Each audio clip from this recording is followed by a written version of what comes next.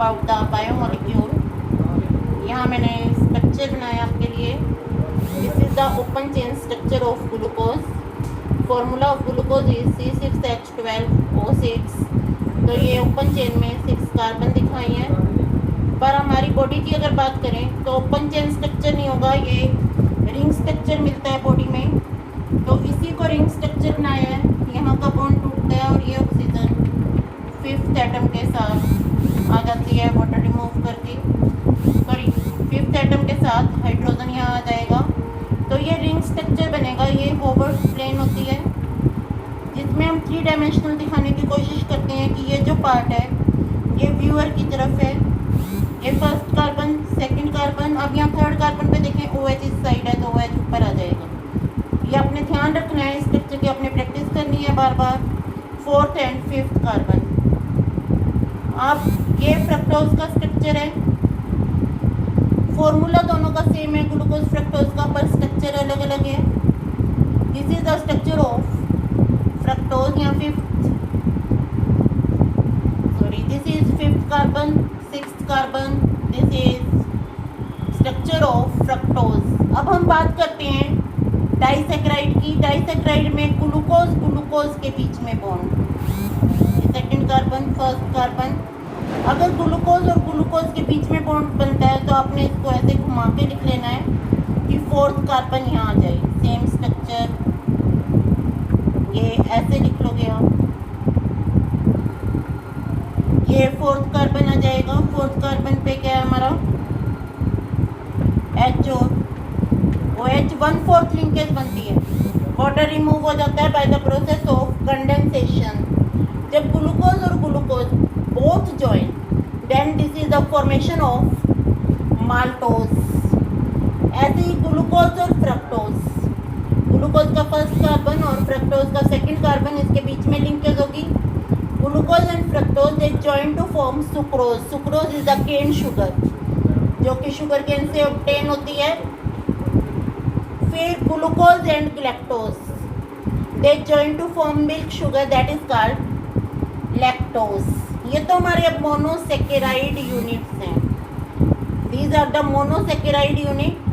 अब हम बात करेंगे पॉलीसेकेराइड्स। What are polysaccharides? यहाँ हम 3 या 4 टाइप के पॉलीसेकेराइड की बात करेंगे। First we talk about starch.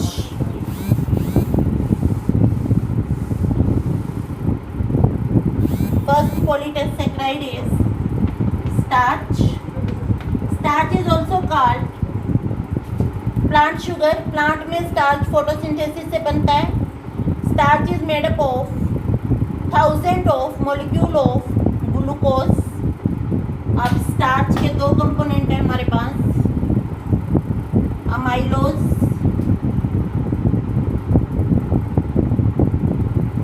And amylopectin. Amylose and amylopectin. जो अमाइलोज कंपोनेंट है ये ऐसे हेलिकल है, ये दिस इज अमाइलोज। और एक इसमें एक ये जो टर्न है इट कंसिस्ट ऑफ, यहाँ बना सकते हैं 1 2 3 4 5 6। It consist of 6 glucose unit. This is amylose. अब अगर हम बात करते हैं स्टार्च में, आपने स्टार्च खाया प्लांट का, मैक्सिमम स्टार्च अमाइलोज से बना होगा। अगर हम बात करें फैक्सी starch that also contain amylose and amylopectin but in different composition. फिर amylopectin. Amylopectin is branched.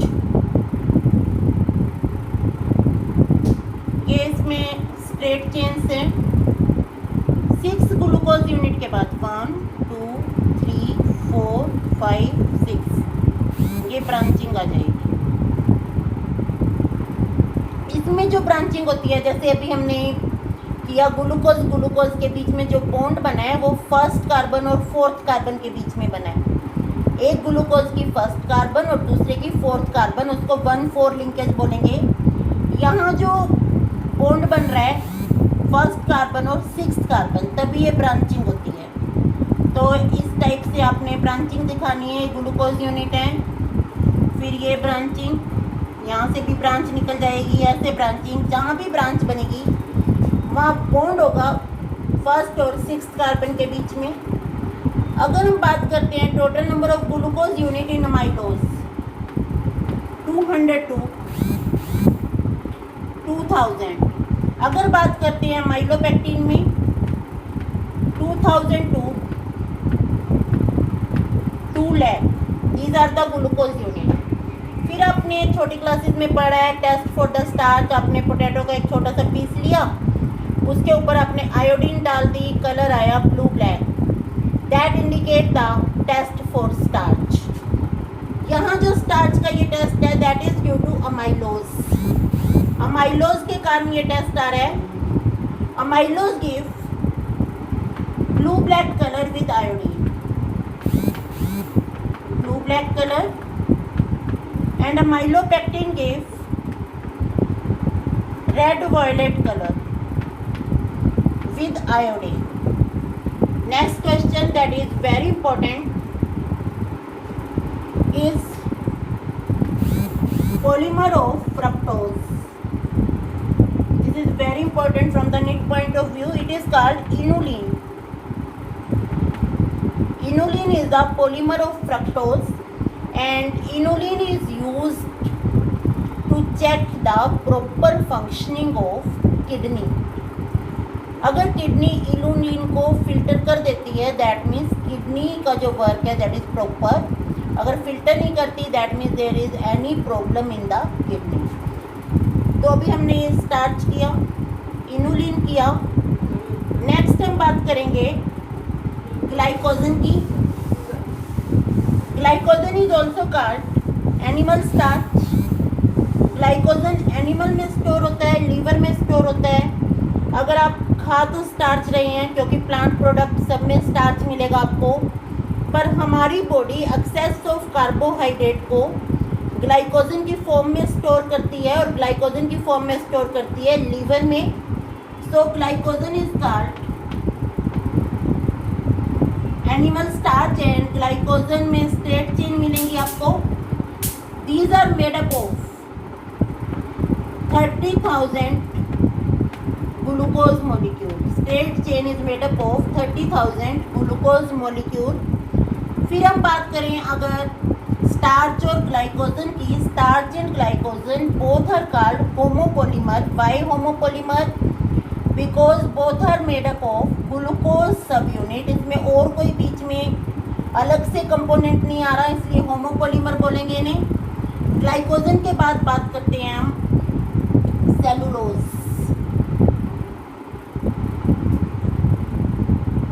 Cellulose is the most abundant organic molecule found in the plant. फिर अगर आप बात करें वुड में सेलुलोज मिलेगा। आपका जो पेपर है नोटबुक का that is made up of cellulose. Cellulose is also called rough phase. Why the cellulose is called rough phase? आप सैलेड खा रहे हैं, जैसे आपको कहा जाता है कि फाइबर खाएं, fibre is very good for the working of alimentary canal, proper working of alimentary canal. क्योंकि हमारी एलिमेंट्री कैनाल में जो फूड की मूवमेंट है, फूड की मूवमेंट अपने आप नहीं होती है, वो एलिमेंट्री कैनाल की मूवमेंट के कारण होती है। और एलिमेंट्री कैनाल की मूवमेंट को बोलते हैं peristalsis. If we talk about cellulose, our body can not digest cellulose. Why? Because for the digestion of cellulose enzyme is required and name of the enzyme is cellulase. Cellulase enzyme is required and in our body there is no production of cellulase. अगर हम purely herbivores की बात करते हैं, for example cow, buffalo, sheep, goat, they digest the cellulose. उनकी बॉडी में कुछ बैक्टीरिया मिलते हैं, सिम्बायोटिक बैक्टीरिया, जो कि सेलुलेज एंजाइम को सिक्रीट करते हैं for the digestion of cellulose. But this cellulase is absent in human being. So cellulose act as rough phase. अगर आपने फूड लिया और फूड में 100 ग्राम सैलेड लिया, उसमें जितना फाइबर है वो आपको कैलोरी नहीं देगा, बल्कि आपकी जो इंटेस्टाइन या एलिमेंट्री कैनाल की मूवमेंट है उसको ठीक करने में हेल्प करेगा. This is about cellulose. Then next very important macromolecule chitin. Some consider it heteropolymer. Cellulose is also homopolymer and some consider it homopolymer. अब जो कंसेप्ट है उसमें हम इसे होमोपोलीमर मान के चलते हैं. Chitin is made up of N acetyl glucosamine. What is in N-acetyl glucosamine? It is also called amino sugar. Amino sugar से बना होता है. एमिनो शुगर की आपस में लिंकेज से. काइटिन को बोलते हैं हम fungi cellulose, fungus cellulose, because the cell wall of fungi it is made up of chitin. फिर अगर हम बात करें आर्थ्रोपोड की, आर्थ्रोपोड में इंसेक्ट आते हैं. Skeleton of arthropod. आर्थ्रोपोड में कौन सा स्केल्टन होता है? एक्सटर्नल होता है जिसमें विंग्स आगे हैं. They are also made up of chitin. Then what is the main function of this carbohydrate? It provides energy. It is also metabolite in various reactions.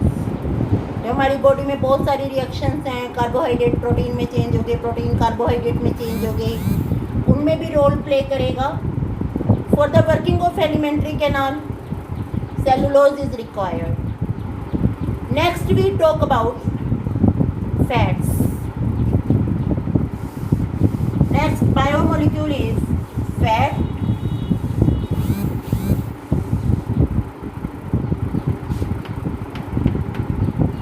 It is also called lipid.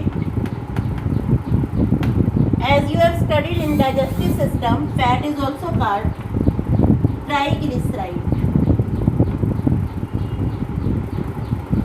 Why is it called triglyceride? Because one fat molecule. अगर हम fat की बात कर रहे हैं तो जैसे हमने कार्बोहाइड्रेट को पॉलीसेकेराइड बोला, प्रोटीन को पॉलीपेप्टाइड बोला, फैट में हम पॉली वर्ड नहीं निकालेंगे. Because one fat molecule it is made up of one molecule of glycerol, one molecule of glycerol plus 3 molecule of fatty acid. And formation of fat it is also called esterification. आपने soap पढ़ा है 10th class में, उसने आपने ester पढ़ा है. But is the ester the compound which is formed by the alcohol and acid, that is called ester. It is triglyceride. अब जो फैट है दे में भी saturated fat and unsaturated fat.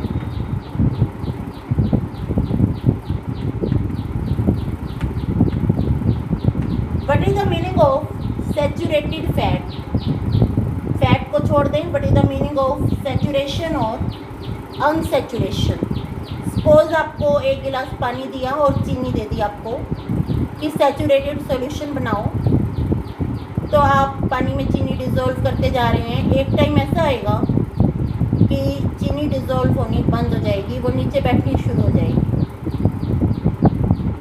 चीनी को डिज़ोल्व होने में बहुत टाइम लगता है, चीनी का सैचुरेटेड सॉल्यूशन बनाने में, तो उसको हम बोलेंगे सैचुरेटेड सॉल्यूशन. कई बार आप बहुत ज़्यादा पढ़ते हैं, आप पढ़कर देखें, एक दिन लगाएं, कल संडे है, आप मॉर्निंग से लेके इवनिंग तक लगातार पढ़ें और बताएं कितनी देर में आपके दिमाग में सैचुरेशन आ गया. कहेंगे बस अब मुझे ब्रेक की ज़रूरत है, तो ये आपकी एक्टिविटी भी है.